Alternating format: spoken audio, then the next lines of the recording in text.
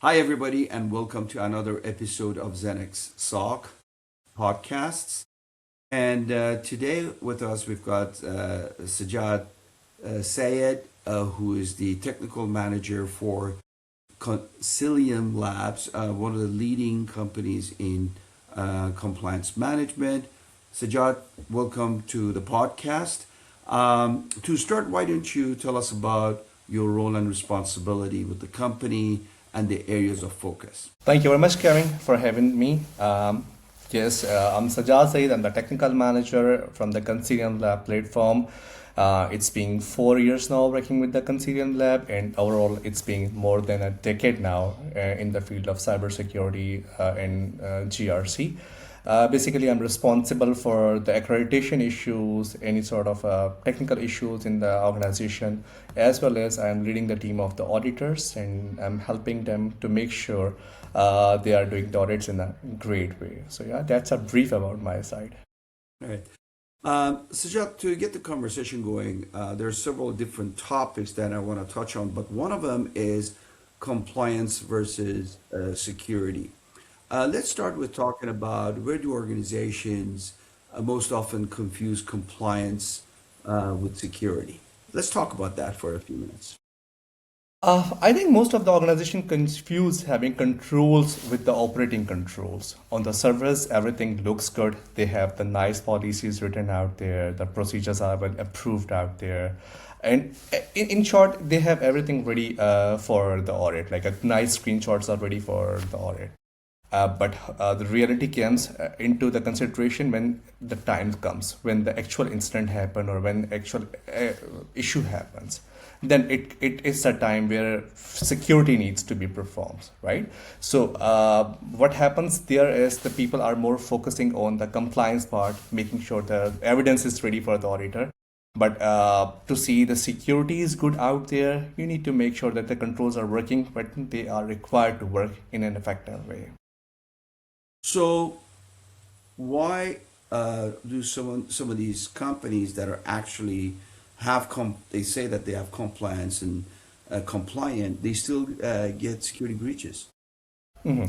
I think that is because the attackers who are going to attack the organization, they don't care about the missing documentations or any missing procedures or any sort of a fabricated evidence. There are more, the breaches happen more when there are some sort of an operational gaps out there. It is common to see the environment when we see there are a lot of logs being pending in their SOC solutions or the vulnerabilities are outstanding for the long period of time or the systems are not being patched for the longer period of time. That gives the room to the attacker to come to the organization and the organization gets breached. Even those are compliance, those are those have passed the audit, those have fulfilled all the requirements of the audit, but still these are some of the things which I think why the organization get breached. Even they say that they are fully compliant with the requirements. So, what does it mean from a CIO perspective, and what does a meaningful compliance look like? I think meaningful compliance feels stable instead of unsettled.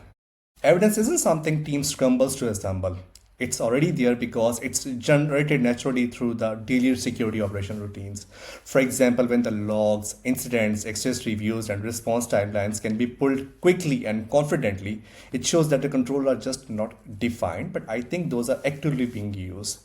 The organization understands how to operate the control and they can demonstrate that effectively. I think that's the way how the organization can say that they are compliant and they are good from the security point of view.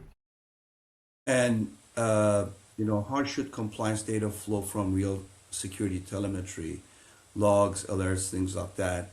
What How does that help? I think compliance data should directly flow from the SOC without any special handling. The log system, detection tools, ticketing platforms, and response works are already contain the information that are required for the compliance.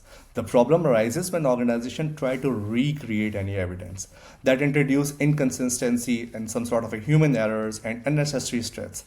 It's also disconnect compliance from the reality. It takes the compliance far away from the reality. So let's change gears a little bit and talk about uh, frameworks in practice. Obviously there's multiple of frameworks, whether it's NIST, ISO, and the like.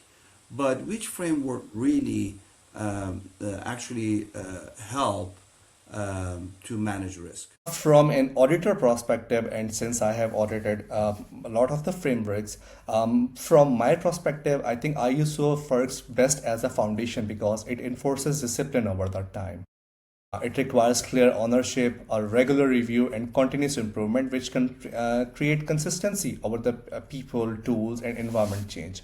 On the other hand, if we talk about the NIST, its structures mirrors real security workflows, especially in detection and response, making it practical for the SOC level executions. And on the third thing, if we talk about the SOC 2, it's particularly valuable for the customers and the partners, but it works best when it reflects the actual outcomes. It reflects a real operation rather than driving them. You mentioned real operations, so where do these compliance frameworks, NIST, CSF, SOC 2, fall apart operationally?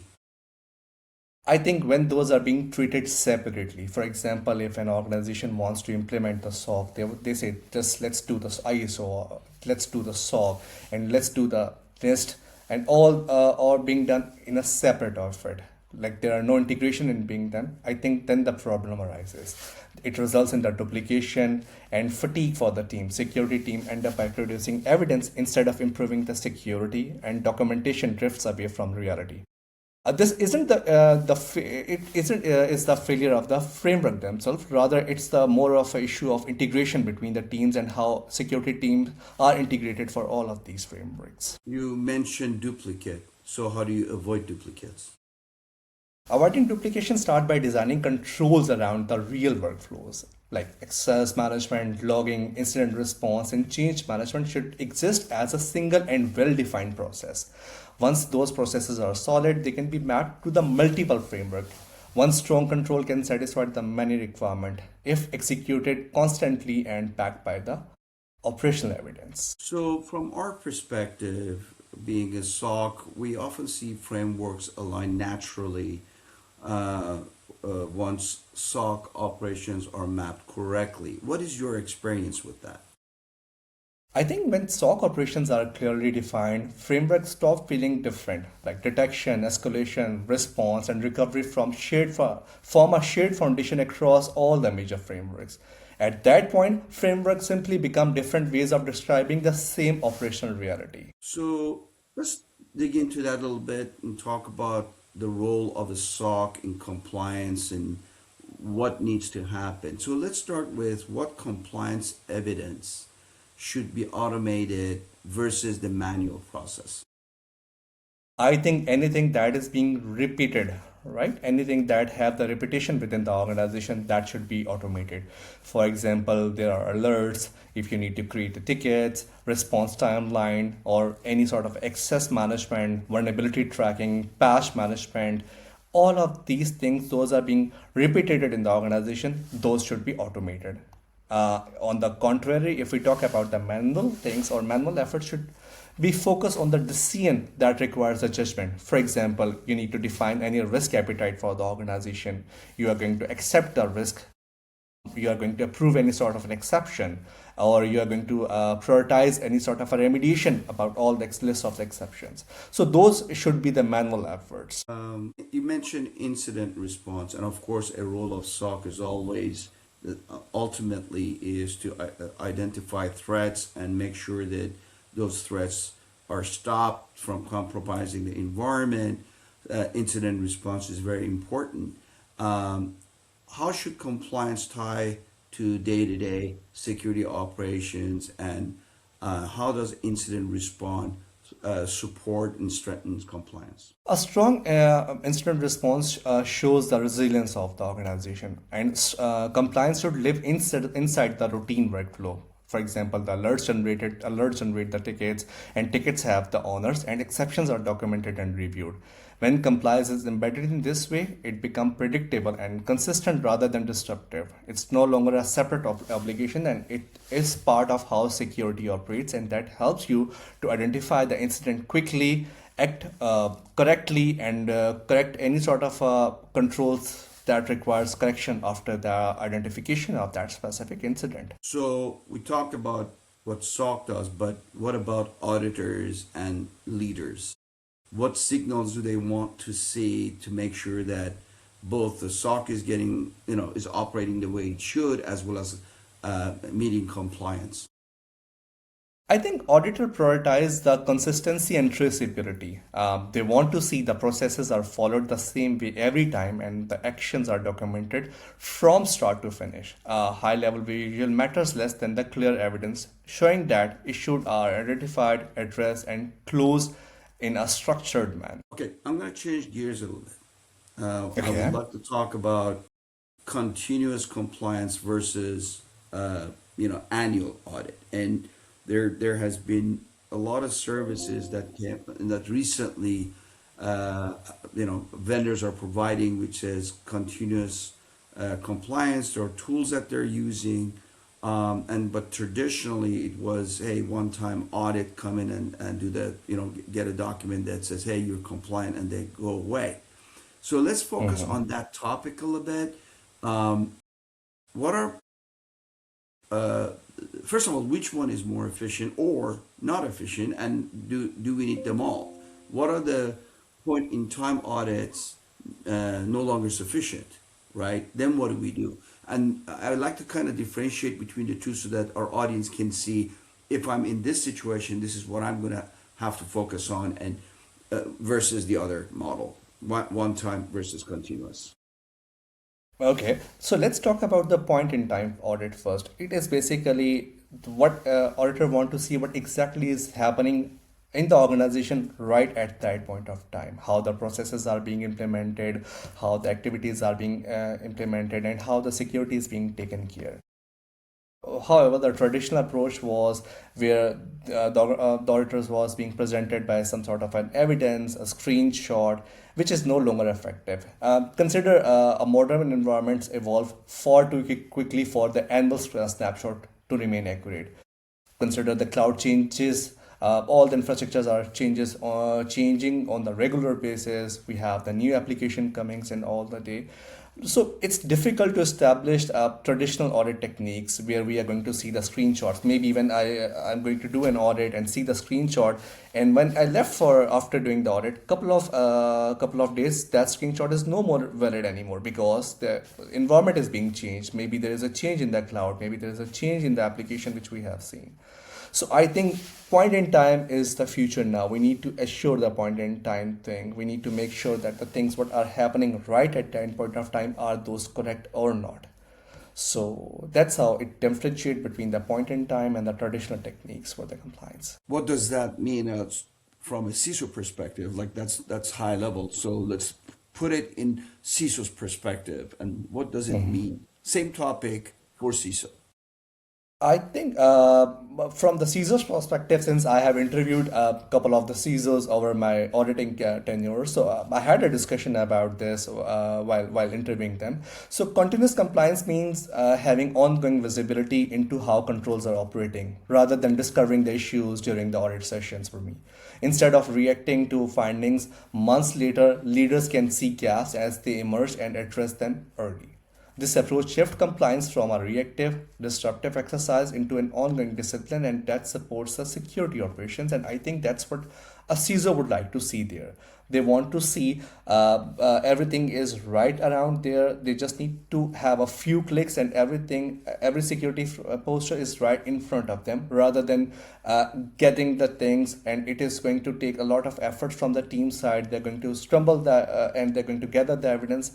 I think now they are heading towards having all the security things at their clicks So if they want to find the security posture details, they can just click some of the applications, they can click on their SOC solutions, and they can get the information. But we see that drift in compliance, that means over time, the compliance drifting and people are not paying attention to those kind of details. How do you detect that? How do you fix it? You're absolutely right. Compliance drift appears through small or singular changes rather than any sort of a sudden failures. Or it maybe we can think about missing or inconsistent logs, access that never expires, and think about the patches that remains open for the longer period of time. These are an increasing reliance on, or one of the more example is reliance on the manual process, as they are all the early indicator for that drift. These issues may seem smaller at the beginning, but over the period of time, they can compound into a systematic weakness. Detecting a drift early will allow the organization to correct the course of action and apply the necessary controls, which would correct all of those minor things and avoid the issues going. So, on another topic, looking ahead, there is no conversation these days that can be had without talking about AI. AI. And That's right. I think as we look at AI development and it's actually the speed of light moving forward, what does AI do to help compliance and risk management? I, I was expecting this question coming in. Anything without the AI is incomplete nowadays. So AI delivers the most value when it reduces the effort of any team. Since we're talking about the security team, so if the AI should be helpful to reduce the effort from the security team point of view. By summarizing the incidents, by correlating them, any sort of alerts being correlated by the AI agent, or highlighting what truly matters. It helps analysts to focus on the decision instead of turning into a lot of noise that may be coming from a lot of applications. So as environment grows more complex and alert volumes continues to rise, this is becoming increasingly important. And AI helps team move faster and more confidently by cutting through the cluster and surfacing meaningful signals. Yeah, we actually have implemented our own AI, and that's exactly what we focused on because if it's purpose built, it reduces the noise and it allows the security personnel to focus on what really matters, which is the high alerts and incidents that could harm the environment. So, which brings us to the point that what if AI is poorly implemented, then what happens? Exactly. Think about think about the AI if it's not functioning correctly, right? So, as you mentioned, that it is now integrating in the SOC and that is analyzing the results for you, giving the customized sort of alerts for you, analyzing the repetitive alerts for you. Think about that if the AI agent is not trained well. If you remove the transparency from the AI or it tries to replace a human judgment, then I think that is going to be a problem for any of the organization if AI is being used incorrectly. So I think before implementing that part, we need to be more focused that AI is working fine because it could be more worse rather than the beneficial if not implemented correctly. Yeah, so how do you, based on that, how do you ensure that AI reduces noise and eliminates or reduces false positives? So I think if AI models are being trained on the clean and high quality data, those are being continuously trained using the real outcomes, then it should support. It should also support the decision making, not dictate actions outright. When used correctly, AI act as an amplifier for human expertise. If it is being trained properly, it accelerates analysis and improves focus, while final judgment and accountability will remain with the people who are going to use the AI. I absolutely agree with that. Actually, that's exactly how we operate, and we use AI as an assistant or let's say co-pilot to help our security analysts be faster and more accurate, but it certainly does not replace any human intelligence, at least not at this point in time. We'll see what happens in the future. Um, You're okay, right. AI is the co-pilot and human still flies the plane. I think so too. Yeah.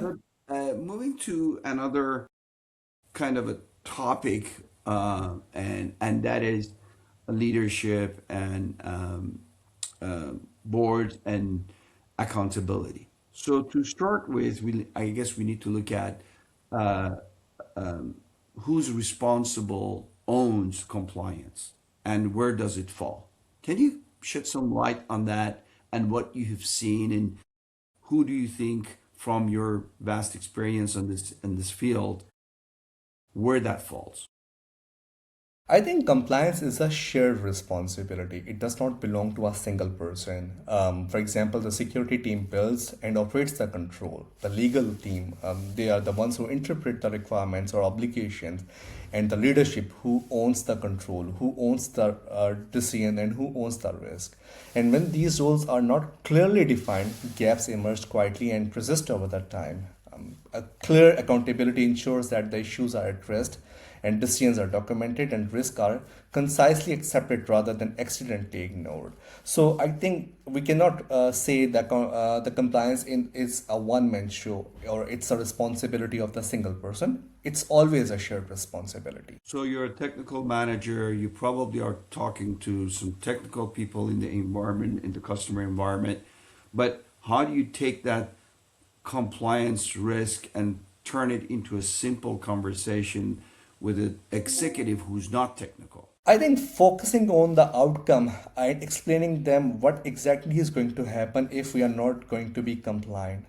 That is what I think that will be more effective way of communication while speaking to a non-technical persons who don't know about the compliance. They are just the business owners or the executives, right? So business disruptions, financial exposure, we can talk about the regulatory consequences or the reputational risk to the organization. If we are going to talk about that, they will be more interested into that compliance part rather than if we are going to talk about the controls. We need to implement this control, that controls.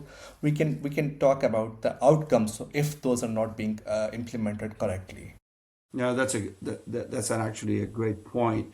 And to that extent, with that conversation is being had, so what should a board talk about or ask CISO? How should that conversation go? The other way around. I think they should be talking about the gaps out there. I'm sure CISO must be aware of all the security gaps, so he or she need to communicate that to the board. What are the biggest gaps those exist? What are the controls? Since we are talking about the automation of the controls, they need to ask what are the controls. Those are still manual. Those requires the manual efforts. What are the risks those we have formally accepted? Are those under our risk acceptance criteria or not? Or those are, if even we accepted the risk, those are still within the acceptable range, the real acceptable range, or they still pose some sort of a risk for us, or we need to invest further out there. So understanding dependency and the rationale behind the risk acceptance provide a meaningful oversight. These conversations move governance beyond a checkbox compliance and towards a real accountability and the resilience. So I want you to reflect on some of your past experiences for our audience and talk about lessons learned a little bit. Let's talk about most common compliance failures that you've seen in the past, and what recommendations, suggestions, and advice do you have for our audience who's listening to this podcast? How can they avoid those issues? Right. So the most common compliance failure, I would say, would be a manual evidence collection. For example, people are working to gather the evidence, they're trying to gather the screenshots. Rather than that, the evidence should be automated within your operations. Security operations or the secure organization should have everything rightly available.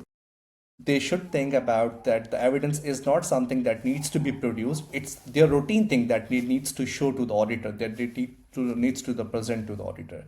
So I think the most common compliance failure I would say is to gather the evidence in a manual way or the manual evidence collection. I think that's what I have seen in my experience. What about scoping and estimating or overestimating a compliance control? What are your thoughts on that? I think there are a number of controls out there which organization overestimates. From all of them, I think I have one is worth mentioning here, that is a security awareness training without a strong technical enforcement behind it. So we do say that we provided the security awareness training to the people, but for the sake of a checkbox of the audit, right? They don't know actually what exactly this security is and what they have gone through that security awareness training. There is like a presentation available that the security awareness is being completed, a checkbox is available, but if that is being implemented effectively, that is going to reduce a lot of organization efforts, especially towards the phishing side. Because I have seen that where people have implemented the strong password, they have used the MFAs, they have used the other controls, those are being talked throughout the awareness security training. But most of the organization, they overestimate that. Some of the organization, they truly implement that, but that is, I think, one of the most overrated controls. So you've done a lot of these things, and you continue to do a lot of compliance, reviews and audits and management. What is the biggest surprise post audit that you have seen? Uh, Surprise, I would say, uh, when we are done with the audit, there might be some sort of exceptions out there. There might be some sort of a non-conformity out there, and that happens. That is for the improvement of the organization, and we do ask for a sort of a detailed corrective action plan, a correction plan. What exactly would be the immediate fix to that exception, or what exactly would be the a long-term fix, making sure that this exception is not going to happen again in the future. But when we are going to visit them again, maybe during the next course of audit, the corrective actions were just documented. Those were not actually implemented, and that is actually the biggest post-audit surprise, and that I got in most of my audits. Hmm, interesting. And what about most overlooked? I think the third party access, that is often the one of the weakest link, like where we have the third all the organizations are working with the third parties. So we might need to grant the access to some of the people working for our organization, and that usually missed when they stop working for us, or that specific resource from the third party is no more working for the organization, but the access is still there. That is one of the most overlooked compliance risks which I have seen. Yeah, that's interesting because from the SOC perspective, we've seen the same thing that a lot of people don't focus on third party risks. And now that they're connecting to third parties, there's API risk, there's vulnerabilities with the servers that they're connecting, and so on and so forth. Particularly if you go three levels down to a service that's provided by multiple people before it gets to you, you don't know how many APIs along the way are vulnerable, and that's how attackers come in. And it's hard to hard to monitor that, hard to figure that out. So I think you have a very good point there. Um, Now let's think about the future, right? Um, in your view, how will regulations evolve over the next couple of years? I think they are moving away from the paperwork. They just wanted to get rid of the manual evidence. Now they are going to talk about how the controls are actually being implemented. They are going to see if there is any incident, how quickly you are going to respond to that incident, how quickly that is going to be fixed out there. So I think, and that is right in the beginning, and I believe that's already being started out there. Paperless environment, maybe not accepting a sort of manual evidence. So they are also already going towards automation. They will be talking about how actually exactly the security posture of the organization is in that point of time. So how should organizations prepare for that now? So again, start to automate the things. The organization should focus on strengthening the fundamentals, For example, we have the key controls from all of the frameworks. If we talk about the identity and access management, logging and monitoring, continuous monitoring of the security, incident response, business continuity, vendor access management. So these are the common controls from all over the frameworks, and those are the what the regulations are coming for, right? So the organization should be prepared for that. They need to strengthen themselves in these area or these domains. I'm sure there are other as well, but I think these are one of the common controls from all of the cybersecurity framework, and they need to start working on that. And what would be the role of a SOC in this environment? I think moving forward, SOC will become the single source of truth for the compliance. They bring together the security signals, operational evidence, and response timelines in one place. As compliance become more operational, the SOC naturally become the center of everything, because security is going to come towards a SOC, risk is heading towards a SOC, and accountability, they are already heading towards a SOC. So SOC will be the center of the compliance moving forward. So we are reaching the end of our podcast, so I would like to close this podcast with my last question, and that is, what's the fastest way to improve compliance maturity? I think the fastest way is to automate evidence through daily security workflows. When logs, alerts, tickets, access reviews, and incident timeline are captured automatically instead of having a manual effort as a part of your normal operations, compliance stop being a separate effort.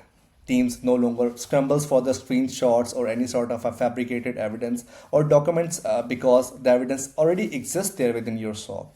This is not only save time but also ensures the compliance reflects how security actually worked, not only how it is documented once a year ago. So that's my Yeah, I closing think remarks uh, about there. I think that's where SOC and compliance kind of come together as partners, kind of speak, so that the evidence and the data is provided so the compliance people can do their work, as we discussed earlier. And that's where this intersection is going to be very important in the future. And with that, Sajad, I wanted to Absolutely. thank you for your feedback and insights and advice to our audience. We really appreciate it. And hopefully, we'll have you in one of our future podcasts again. For sure, Kevin. Thank you very much. All right. You take care. Bye bye. Take Bye. Take care.